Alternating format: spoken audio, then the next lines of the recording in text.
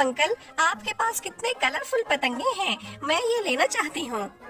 हाँ, क्यों नहीं बेटा, आप जरूर ये पतंगे लें। बहुत ही खूबसूरत और रंग बिरंगी पतंगे हैं मेरे पास। मगर आप मुझे ये बताएं कि आप इस पतंग को उड़ाएंगी कैसे? आप तो अभी बहुत छोटी हो मेरी गुड़िया।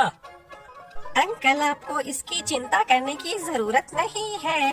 मैं दिखने में तो लगती बहुत छोटी सी हूँ, पर मैं बहुत बड़े बड़े काम करती हूँ। ये पतंग उड़ाना तो मेरे बाएं हाथ का खेल है।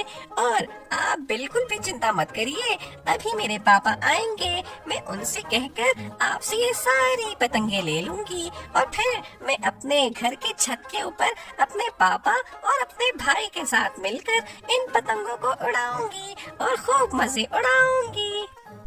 वाह बेटा, चलो ये तो अच्छी बात है।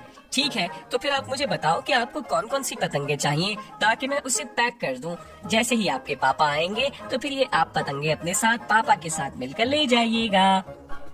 Uncle, what do you mean? कितनी? मैंने कहा ना, मुझे सारी पतंगे चाहिए। तो प्लीज आप इन सारी पतंगों को पैक कर दें। बस मेरे पापा जैसे ही आएंगे, मैं इन सब की पेमेंट करके ये सारी पतंगे ले जाऊंगी।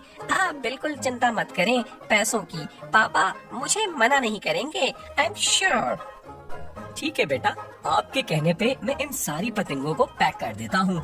इसे बड़े ध्यान से साथ लेकर जाइएगा। ऐसा ना हो कि हवा में ये सारी पतंगे उड़ जाएं और फिर आप हाथ मलती रह जाएं। नहीं अंकल, आप टेंशन ना लें। मेरे पापा के पास बड़ी लंबी सी गाड़ी है और उस गाड़ी में मैं इन पतंगों को आराम से रख दूंगी। हवा तो दूर की बात है, इसे तो कोई भी हाथ नहीं लगा सकता जब तक मैं ना चाहूँ। ठीक है, तो आप इसे पैक कर दें।